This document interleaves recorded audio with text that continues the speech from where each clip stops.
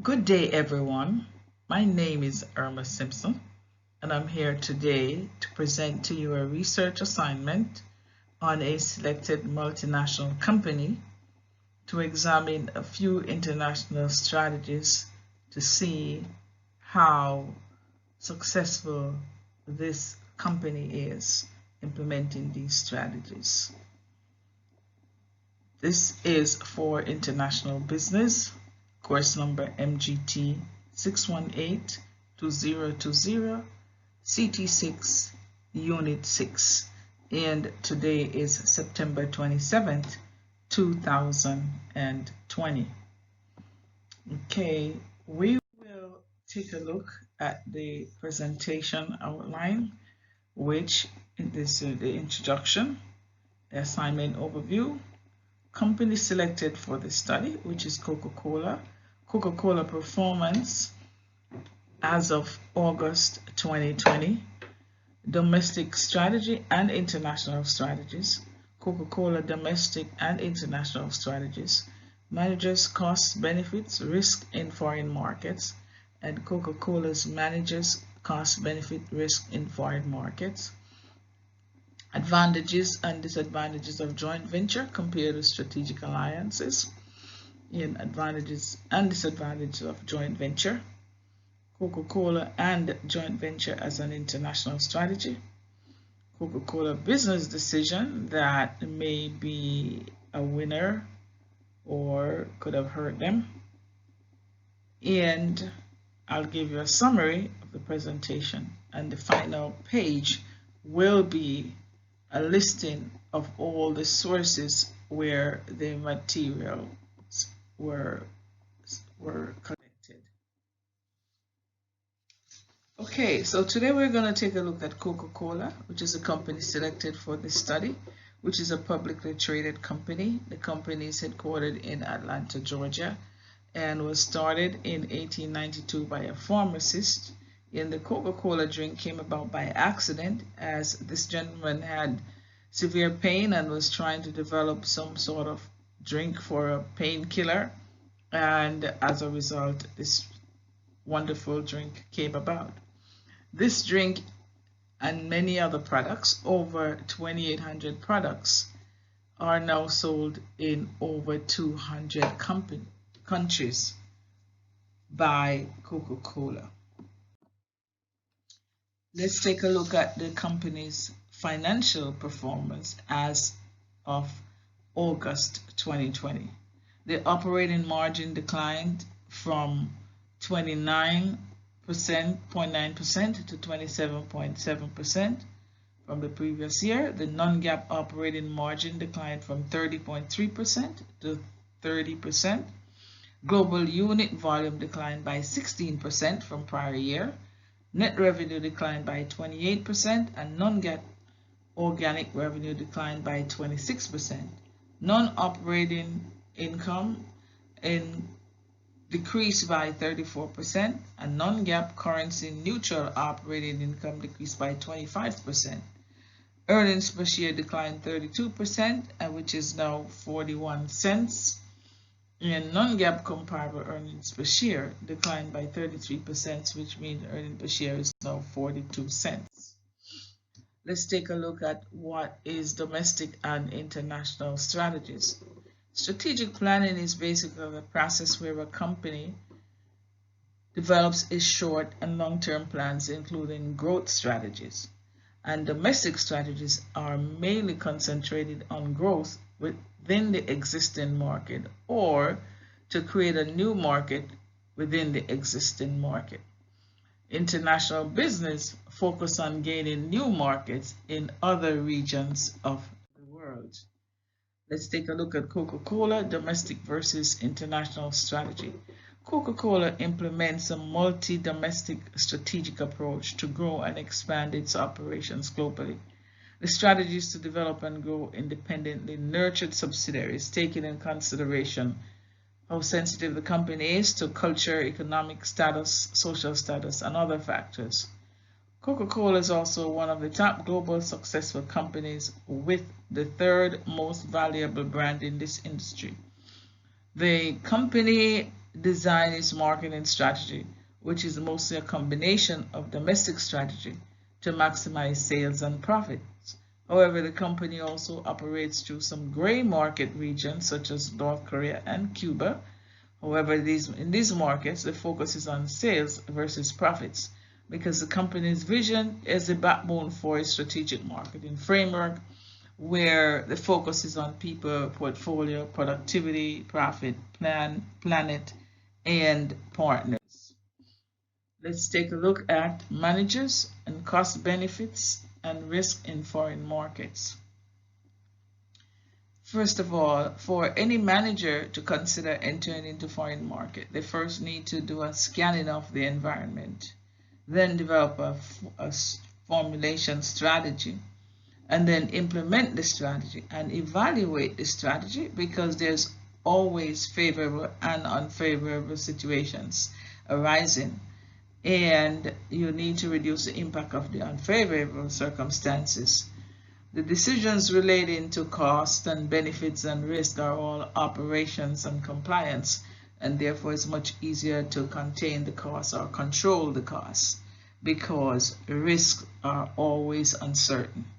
So the manager has to be aware of that.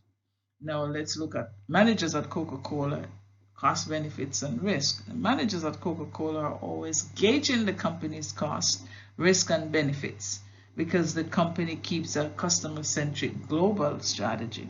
If you look at their strategy, it's everything is centered around the consumer, their innovative plans, their brand building, their execution of plans, their revenue growth strategy, everything is centered around the consumer.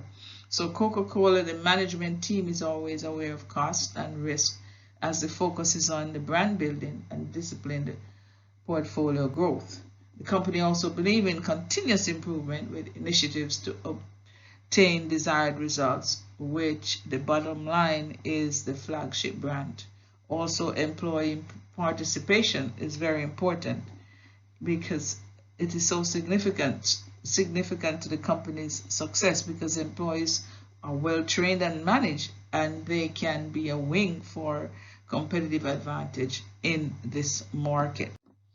Now, Coca-Cola managers also will not find it very challenging to contain costs in any particular overseas market due to the well-established brand and the strategic mindset of these managers, which are to diversify and increase the total returns, because there are three huge obstacles that they have to conquer: high cost of transaction, foreign currency fluctuation, and liquidity risk, particularly in the emerging markets. Now, the advantages and disadvantages of joint venture compared to strategic alliance. Joint venture is a business opportunity undertaken by two or more individuals or entities to put together specific resources from different engagements and to achieve a specific goal. In joint venture, each party is responsible for its losses and its profits and other associated and related costs connected to the venture. This separates the business from all other interests and the parties may be engaging. And a global strategic alliance comes with more flexibility compared to the agreed upon degree of control. Now, the advantages of joint ventures. Joint ventures can provide venue where multiple layers of expertise can be shared, better access to resources, long-term solution provided, reduce the amount of risk that one person faces, reduces the cost commitment required, creates opportunities for flexibility, offers multiple exit strategies, increases your network, and allows you to control the potential of the partnership. The disadvantages are it requires an agreement with clear objectives. It's not always a flexible relationship. It's difficult to structure an agreement with full equality. It can expose an internal expertise imbalance, can create a clash of culture. It may limit outside activities while involved. It may be difficult to exit some joint ventures. Requires partnership trust to be successful, and it may create inadequate lines of communication. So at Coca-Cola, their joint venture strategy as an international, their joint venture as an international strategy was very, very, very significant. The joint ventures are, of course, are between companies, and joint venture is different in a partnership or in a joint venture because it has an infinite end. Coca-Cola, as a giant company, has implemented robust programs to identify potential issues with company and its stakeholders. Therefore, they had a joint venture with PepsiCo, which is now terminated. Another famous one was with Nestle, which is now terminated. However, they have engaged in some very new ones for their new products coming out. Costa, which is going to be a milk and coffee type set of beverages, and the economic returns will be full P&L responsibility. The Monster they've partnered with, and here it's just distribution and coordination fee agreements. Innocent, there's going to be finished goods such as candies and stuff like that, juices and smoothies, and here there'll be full P&L responsibility.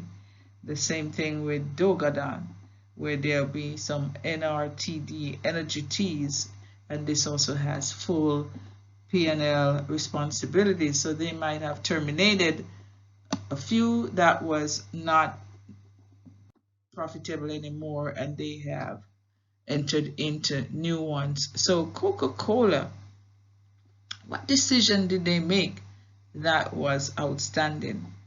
And Coca-Cola had what they call the Pepsi Challenge, where Coca-Cola changed their container to the bright red New Coke, and folks did not react to that change very well, so people started to drink more Pepsi. At the same time, no one was fired from Coca-Cola. The whole team was promoted. Coca-Cola did not lose any money, and the stock price went up from 61 to 84. So in the end, this decision that seemed like it was a bad one was actually a great one for the company.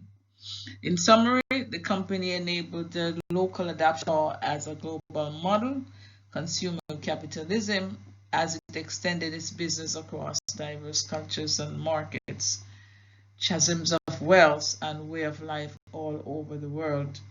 Coca-Cola believed that they need to work together to combine meaningful partnerships and create shared opportunities all over the world.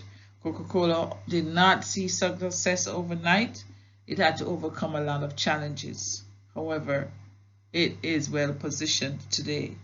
And one significant lesson learned from this is that joint ventures is more important to have a committed partner over the structure of the agreement. I thank you all for listening, and I wish you all a good day. This is the end of today's presentation. Thank you very much.